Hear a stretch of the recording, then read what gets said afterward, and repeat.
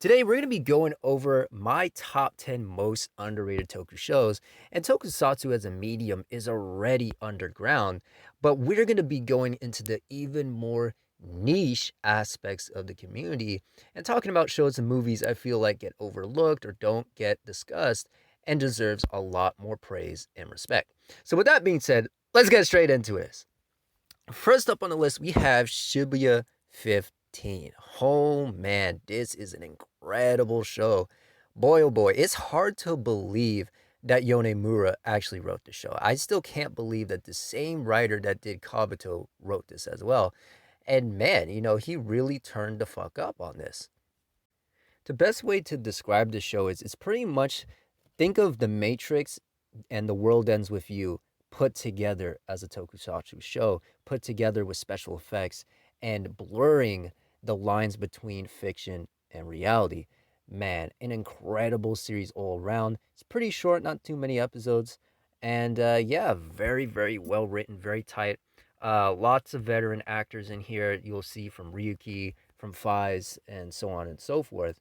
And yeah, it was just a great experience, man. Again, this is one of those shows that treats itself as a drama first and as a toku second. So it just comes together as a very tight show. Only 12 episodes, very easy watch. And yeah, if you haven't seen this already, I would get on that immediately. Next up on the list, we have Daru Riser. Yeah, this movie right here was a really interesting ride. This is a more recent movie that's came out in the last 10 years or so. And yeah, it was just an incredible movie to boot. I mean, we have a positive hero, uh, you know, focuses on. And usually these kind of movies go the edgy route or they try to be a little more dark or horrifying or what have you.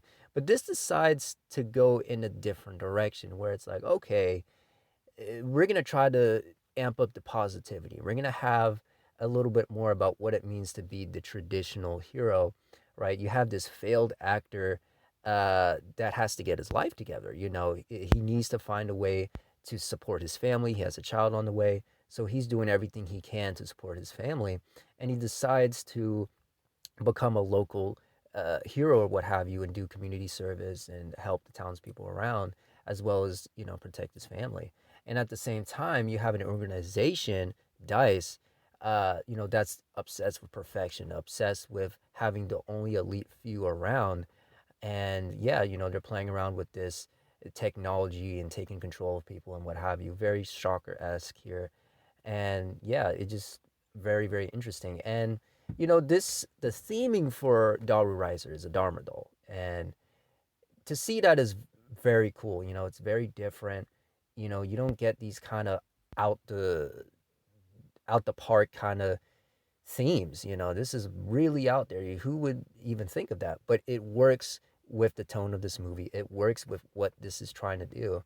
And yeah, if you're looking for something a little bit more positive, uh, and what have you, then this is definitely the movie for you. Next up on the list, we have Live Man. This is easily one of the most underrated shows in the Super Sentai franchise, hands down, man. And one of the greatest to boot, right up there with Shinkenger. And I look at stuff like Jetman and some of these other shows, and I'm like, man, Live Man was really on that. It was really engaging. You had a cast of characters that you were really into, protagonist and antagonist, right? That had a close relationship before they turned hero, turned villain.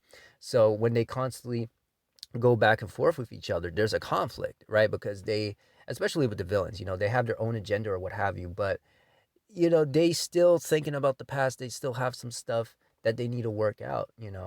And this is a great example of a Super Sentai show that knows how to delve deep into the characters without it feeling forced and poorly written. This is how you fucking do it, man. I mean, just absolutely great. The effects work still hold up considering how old this show is. Suit designs are pretty sharp. Monster designs, villain designs are great. Costumes and suits look very, very good. And yeah, man, definitely a show that is overlooked. And yeah, there's nothing short of greatness. Next up on the list, we have Kaiketsu Zubat. This is another Showa era uh, TV series that definitely gets overlooked a lot. This is another kind of spin off of Ishinomori Productions, right? Just another hero that he came up with at the time of, writer in some of his other shows, right? And, the best way to describe it is it's pretty much Zoro as a Toku show. Just think of Zoro, just put in Toku, more as a superhero and has gadgets, but still has the one-liners, still has like that macho attitude, that kind of cool cowboy, uh, you know, style going on. A very charismatic character and a very charismatic actor behind us. Very, very well done here. And it shows definitely something of the time, but still entertaining and holds up regardless. Next up on the list, we have Kamen Rider Kiva. Kiva, in my eyes, definitely got overshadowed. Sadly, Deno was so damn popular that when Kiva came out, it was a flop. We all got to be honest. Kiva was a huge flop when it first came out. And yes, I'm starting to see some people have some retrospect and they have some love for Kiva now. But back then, pooh, boy, people were not messing with Kiva like that, especially with the episode structure, the way they were going back and forth, right? You had 1988 segments and then you had the 2008 segments. So they had to constantly go back and forth. And for that, a lot of people didn't like that storytelling format. It wasn't for everybody. And, it confused a lot of people. And for me, I didn't really feel confused. I was engaged. I enjoyed what they had to offer. And this is one of those times where Inoue actually put his heart and passion into this show, because usually he's all over the place. He did it with Fives, he did it with this show, but most of the time it's a hit or miss with him. And this is one of those times where it's a hit. The characters are very fleshed out here, lots of character drama. Suit designs are impeccable, some of the best that you'll find. And a lot of the effects work and stuff like that looks pretty good. A lot of the action scenes look very up to par. Good stuff here all around. Next up on the list, we have Gun Caliber. Now we're getting into some more indie stuff here. Yeah, Gun Caliber is just such a fun movie, man. This is just an absolute great time. We don't get that many mockumentary style films in Toku. So this is very interesting to see that.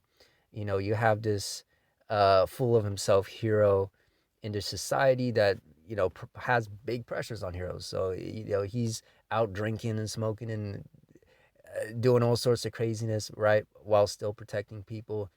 And, he's just commenting on, you know, the filmmaker, documenting his life and what he does and all that stuff as a hero.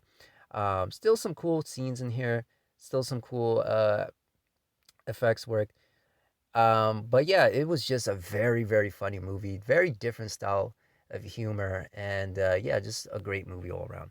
Next up on the list, we have Strega to, kick it off from Gun Caliber. This is a follow up to Gun Caliber. And, it's pretty much a more polished version of Gun Caliber. They're not using the mockumentary style here. They're actually treating this a little bit more like an actual movie. Of course, making fun of the traditional Kamen Rider shows, pulling a lot of inspiration from Faiz, from Decade, from Ryuki, especially with the suit designs where it's more heavy on the top, right? And there's not much on the leggings or what have you. But yeah, very, very slick. Action is even more incredible here. Story's a lot more fleshed out with this one too. And yeah, just a great follow up to Gun Caliber. Next up on the list, we have Zebraman 2. Zebraman 2 is definitely overlooked, and I think it's actually kind of overhated. Yes, the first Zebraman movie was a great parody, especially making fun of Showa era Toku shows of the time. But I feel like Zebraman 2 definitely amped the stakes a little bit more. Lots of cool effects work here and there. And yeah, it was just a really good sequel that just gets, kind of shit on for no reason. It was still very, very cool to watch. And I would recommend it just as much as I would with the original. Next up on the list, we have Devilman 2004. Now, this one, you're probably thinking to yourself, oh, what? Yuki? Devilman? The live action? There's no way, man. But that movie's garbage, man. Isn't that one of the worst movies in Japan of all time? Now, listen here. Very much like Zebraman, I find this movie to be very, very overhated. And, there's good reason for that. There's a lot of expectations with live actions. Live actions have a terrible reputation. I know they can't get it right. It's not like the manga source material, so on and so forth. But out of all the Devilman adaptations, this is not the worst one, y'all. This is not even close to one of the worst films in Japanese cinema. There's a ton of movies out there worse than this movie. So, I kind of take that with a grain of salt. And as someone that loves Devilman, they didn't do too much of a bad job. It's their own interpretation, and I still think it works for what they're trying to accomplish. And looking at this as a tokusatsu movie, because they do use special effects, they do have Toei's, Toku department working on this, mixed with CG, of course. There's a lot of good stuff here. There's a lot of interesting designs here that they do, and I like that. I think it works very well. And to be honest, this is far better than that Devilman PS1 game or Devilman Crybaby. So I'll take this any day over those two. But to be honest, it's a very enjoyable movie. It's just a fun action movie that has Devilman in it. And yeah, when you're looking at it from that retrospect, you'll enjoy the movie a lot more than you may think. Last but not least, we have Kami no Kiba Jenga. Boy, oh boy. Masahiro back at it again, baby. Woo! That's what I'm talking about. Man, oh man, Masahiro has really grown over the years. He has shown that he's not just, a one trick pony. He's not just someone that debuted in Common Rider and that's all he's known for. He can't do anything else. No, man. Time after time, this man proves that he's up for the job, man. And seeing this spinoff of Jenga, an incredible character from Garo, having his own show was just absolutely amazing. This man is constantly fighting with himself in this show. And just seeing that transpire, just seeing the madness transpire was just amazing, man. Seeing shows like this, it really shows Masahiro's acting. It really shows, how far he's willing to go, with his characters. And it's a great showcase of that, man. A very great showcase. And yeah. And with that being said, those are my most underrated tokusatsu. Man, just a lot of greatness to be found here. But yeah, if you haven't seen these, I would be on these immediately. If you have seen them, let me know and turn up in the comments. But anyways, Hideyuki here, the Rebelling Rose, and until next time, I'll see you.